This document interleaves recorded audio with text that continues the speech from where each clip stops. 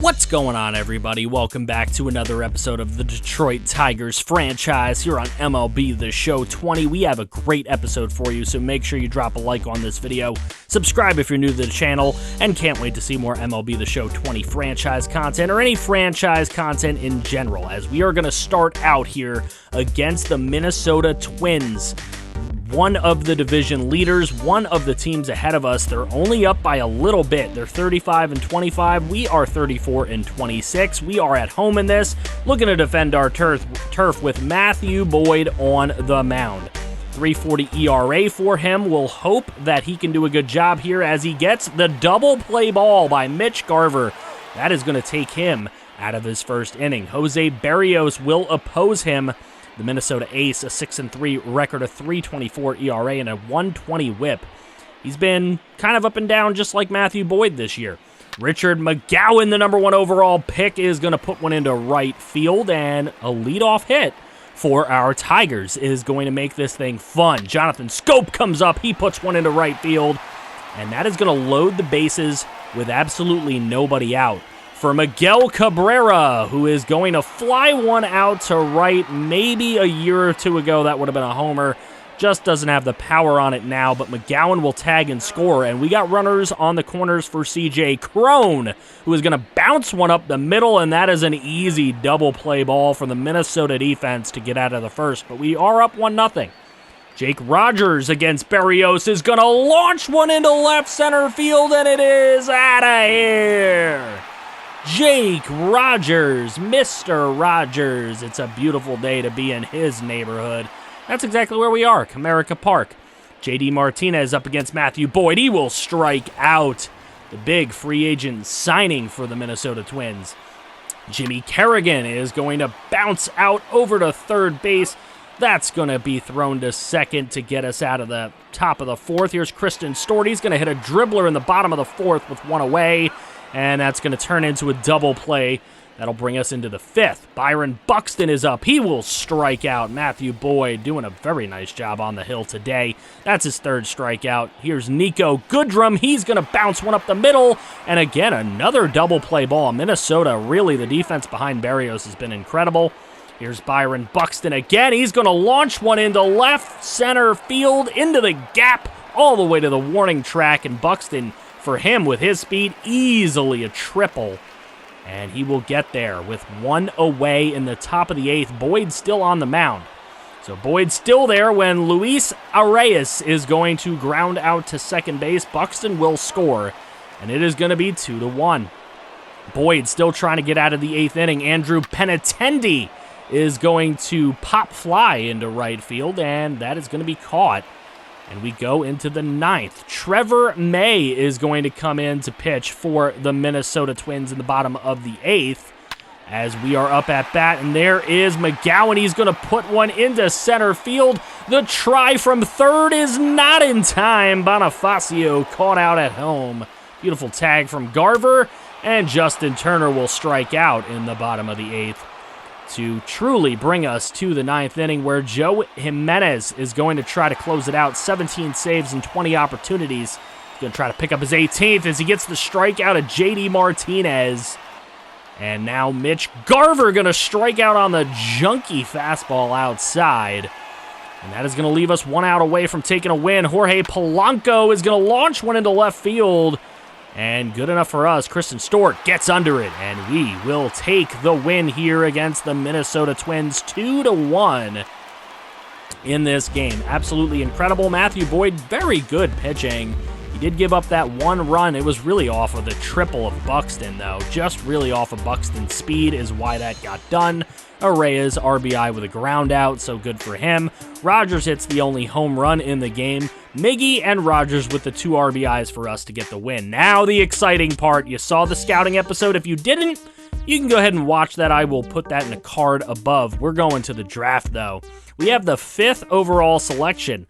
Good thing for us, there happens to be 6 blue chip prospects, so we'll see where they all end up going.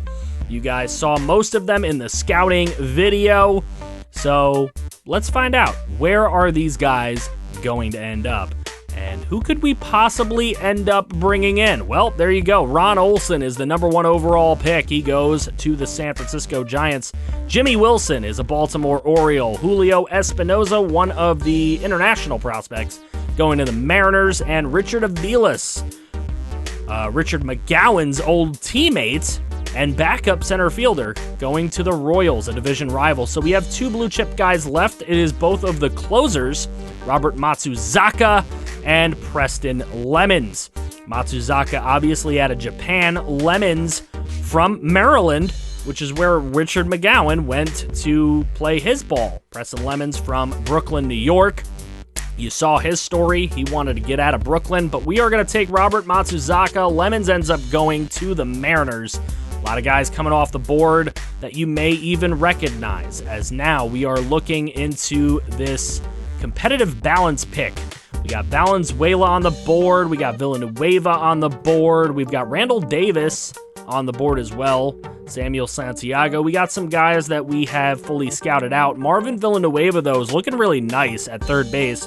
Look at that contact. Look at that power. And just about fully scouted. Also, very good defense from him. So we are going to bring in Marvin Villanueva. Again, a lot of guys we're seeing. Charlie Hahn went.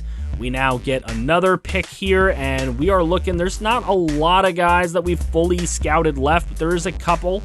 There is definitely a couple. We're going to go with the position player, Yusniel Valenzuela. Now, Lorenzo Ramirez is still here later on. We're going to take a chance on him. Our scouting accuracy isn't perfect. We might take a chance on him if we do end up selecting him. Samuel Santiago is another guy we could bring in.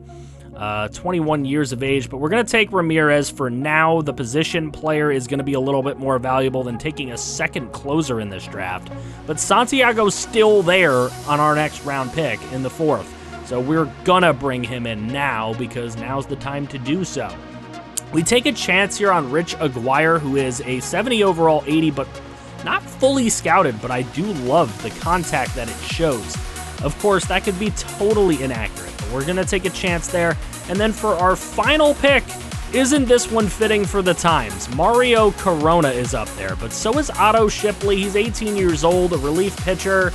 But you know what? Another starter isn't going to hurt. And for the times, for the memes, Mario Corona, we're going to take a chance on him and see what he can do for us. So that's it for the 2021 draft. We'll take a look and see what we got here. Robert Matsuzaka, the blue chip man that we pick up, is a 62, a potential 19-year-old. Love to see that. Marvin Villanueva ends up being a 63B at 19 years old. Good power on him. If he can grow that, oh my goodness, he could be a very good power corner infielder for us. And we love to see that out of Venezuela. Yusniel Valenzuela, coming out of Mexico, is a 45B. Not a terrible pick. Lorenzo Ramirez is a 52C.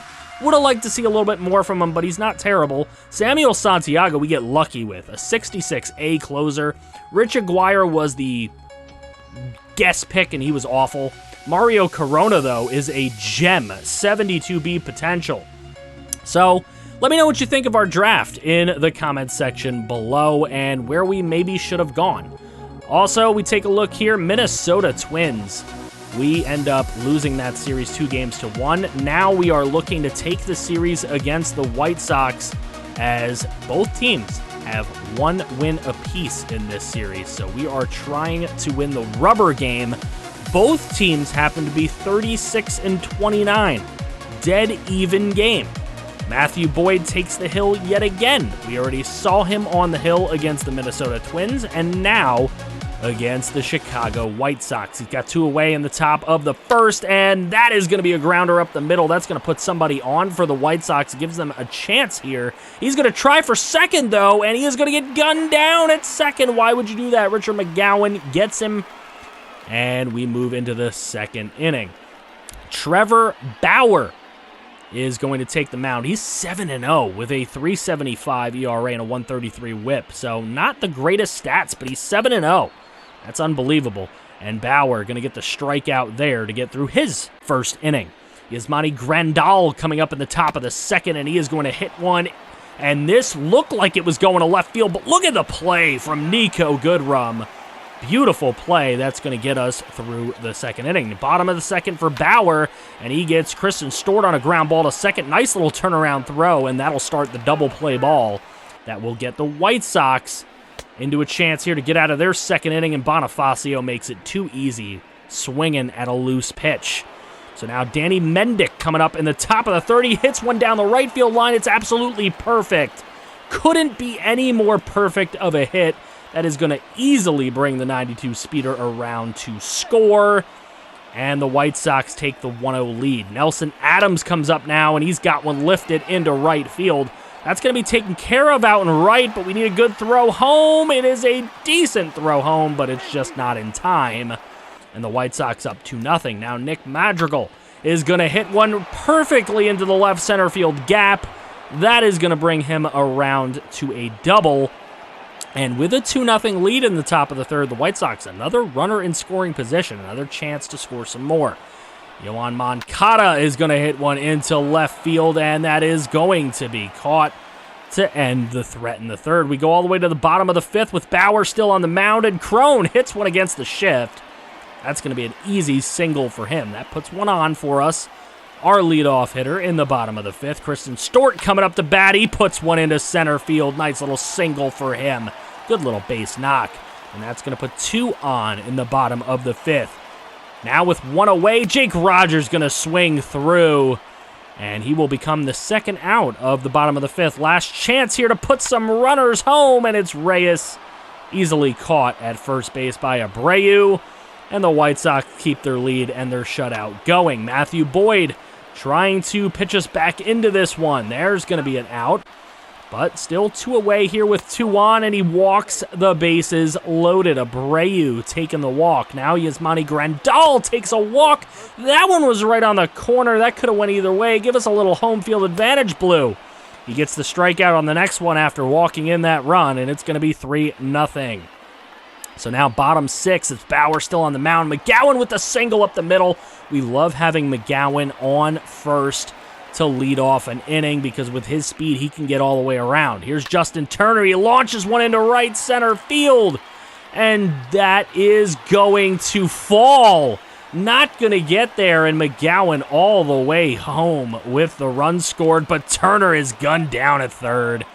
And so a little bit of a bittersweetness there as Crone comes up, and he absolutely gaps one. If only Turner would have just stood on second. That would have been a run scored right there. But we get runners on second and third. We're going to have to get another hit. Kristen Stewart comes up. He's hoping this one will drop, and it will into the gap, and that's going to be a score. That's going to bring home 2 runs. Kristen Stewart coming up absolutely clutch, but again, Bonifacio looking like a moron as he strikes out on the outside pitch there from Bauer. But we're tied in the top of the seventh. Louis Robert is coming up, and he is going to hit one into center in the 92 speeder again on first base. That's always dangerous. We bring in Pedro Strop, who has a terrible ERA on the year, 4.95, but a 7-0 record.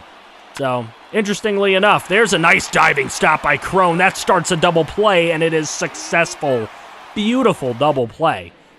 Turned by the Tiger defense, and then the strikeout from Strop. So you couldn't get any more of a perfect inning from Strop as he gets Adams there. Dane Dunning coming in for the White Sox. 2-run record for him so far on this season. They're right up the middle for Rogers. Beautiful hit. Nice piece of hitting. That'll start us off. Victor Reyes coming to the plate, and he will lace one into left center field over the shortstop's head. And we will get a double out of him. So with 2 runners in scoring position in the bottom of the seventh, what can we do with it thanks to Victor Reyes' double? Here's Richie McGowan. He puts this one in left. That is too much air under it, but here we go. Rogers trying to score from third, and he is gunned down at the plate. An absolutely awesome throw from left field. And now Turner comes up, and he is going to dribble one over to third base, and a very easy throw to first to take care of that. So no runs out of a 2-runner in scoring position with no out situation. Strop walking Mazzara, now bringing up Robert. Mazzara trying for the steal. He will get there. Robert took a strike there on that pitch, and this time he will pop one into shortstop. And that is going to be an out. So we go to the bottom of the ninth, chance to walk it off. Kristen Stewart dribbling over to first base. Easy tag out there for Abreu as he gets on the base. Bonifacio, who's done absolutely nothing all day, finally comes through with a gapping hit. An easy double for Jorge Bonifacio, and right when we needed him to actually do something, he does something. So now on second for Rogers, and Rogers strikes out on the low changeup. So now 2 away, last man standing, Victor Reyes dribbles one up the middle, and that is going to be taken by the second baseman to throw on to first and bring us to extra innings. Top of the 10th, Moncada with a strikeout. And beautiful pitching there for Strop. He's back in the top of the 11th, though, and this one into center field, and McGowan! What are you doing out there, my guy? He drops that one. The throw to second is not in time, so a double off of the error. Here's Abreu. He puts this one into left and absolutely losing it. Absolutely losing it out there in left field is Kristen Stewart. That's going to bring home the leading run and put another insurance run on third base. Here's Grandal, and Grandal going to put this one into right field. That isn't going to get caught either. Another fielding error in the outfield, and that's going to send home another run. It'll be 5-3. There's still nobody out. Phil Maton's going to come into this one. He's got a 2.13 ERA this year. He's been pretty good in his 12 innings of baseball. So now Louis Robert going to strike out. Nice job, Maton. Gets the 92 speeder to strike out. Here's Danny Mendick, though, and Mendick again down the right field line. He's been doing very good doing that. That's going to load up the bases here in a 5-3 game. This is a dribbler, and we've got to get 2. We get the one at second, but we cannot get the double play. It's 6-3 with 2 away. Maton here going to get the fly ball into shallow right, and all the way over there goes Scope. But the damage is done. 3 innings. Aaron Bummer comes into it, 16 saves and 17 opportunities. We're hoping to bum a few runs off of him. And here's Miguel Cabrera. He's going to put this one deep to left field. Again, if it was like a couple of years ago, that probably would have been a home run. But not this year. Not with the power Miggy has now. Here's C.J. Cron, and Cron showing him how it's done. Into right field, short porch, it's out of here. C.J. Cron with his 9th homer of the year, a solo shot, 381 feet. At least brings us a little bit back into it.